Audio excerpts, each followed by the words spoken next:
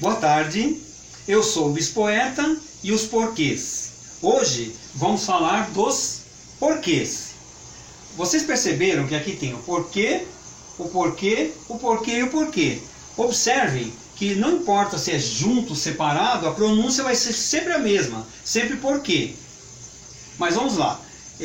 Como eu vou usar, quando eu uso o porquê junto? Em que situação?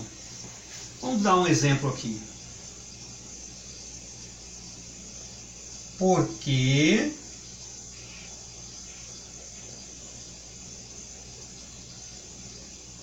parou. Observem que o porquê está no início da sentença, no início da frase, no início da oração.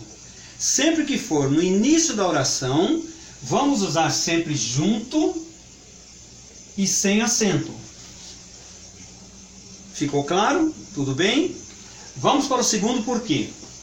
Porquê separado. Em que situação vamos usar o porquê separado? Vamos fazer um outro exemplo aqui. Porquê.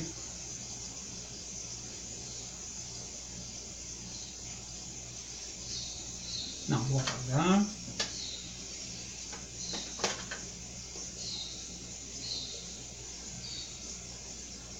Porquê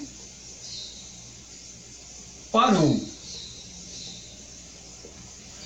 Por que parou? Observem que nesse porquê é uma interrogação, que o sinal está bem explícito aqui, o ponto de interrogação, e o porquê aqui está separado. Então já é a segunda dica. Quando estiver no início da frase, o porquê vai ser sempre separado. Sempre separado quando for uma pergunta direta. Quando for uma pergunta indireta, é o porquê junto. É como esse daqui de cima. Como por exemplo. Vou escrever mais um pouco mais embaixo aqui. Quero saber por que parou.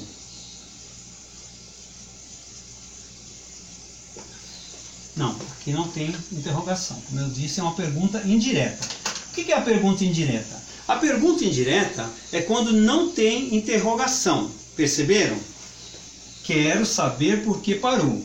Ele está fazendo uma pergunta, o sujeito aqui está fazendo uma pergunta, mas ele não fez uma interrogação no final. Quando for uma pergunta indireta, nessa situação, por que junto. Tudo bem? Vamos em frente. Por que parou, eu já expliquei. Agora o porquê separado com circunflexo. Em que situação nós vamos usar esse porquê? Vamos ver. Parou, ainda pegando o gancho da música.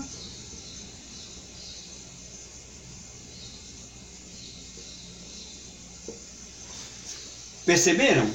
Essa pergunta aqui tinha o porquê no início da frase. Ficou separado, sem acento. Essa daqui tem o porquê no final da frase. Parou, por quê? Porque parou. Parou por quê? Porque parou. Lembram da música? E o último porquê aqui é o mais fácil. Eu considero o mais fácil de todos. Quando vocês forem estudar, eu sugiro até que vocês sempre façam um estudo, como vocês já sabem. Façam um estudo sempre do mais fácil para o mais complexo. Se vocês acham que o porquê pergunta indireta é o mais complexo, deixe para o final. O importante é que vocês aprendam. Aqui é o porquê junto com acento circunflexo. Nesse caso aqui, parou para saber o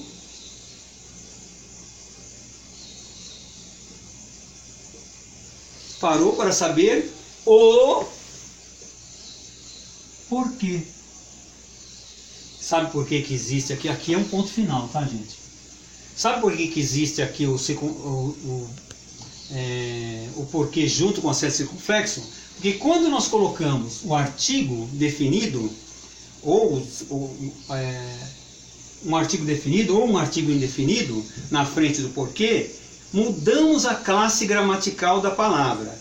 Toda vez que mudar a classe gramatical da palavra, nós vamos ter porquê junto com acento circunflexo. Agora, eu gosto muito de língua portuguesa, amo a língua portuguesa, mas gosto também de poemas. Então, tem um poema que eu criei, que é da minha autoria, que acho que vai ajudar bastante nessa questão do poema. Vamos lá. Você sabe usar os porquês? Aqui vai a primeira dica. Junte com acento no E. Vamos ver como é que fica. Porquê no início da frase pode indicar uma pergunta. Agora é a segunda fase. É pergunta ou pregunta? Por que cai isso na prova? Agora é que bicho pega. Pro, isso é matéria nova. Vou apelar pro bispoeta. Por que parou? Parou por quê? Percebeu a diferença? Se não, explico para você. Se sim, aumenta a minha crença.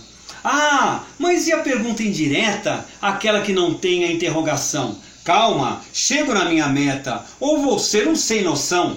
Perguntei por que você parou. Não sei, foi sua resposta. E agora, melhorou? Vou fazer uma proposta. Já é a 7ª estrofe e você não sabe meu nome. Está na hora de um coffee. Sou aquele com um megafone. Fernando Bispo é meu nome. Guarde sempre com você. Quando estiver insone, bispoeta. Muito prazer.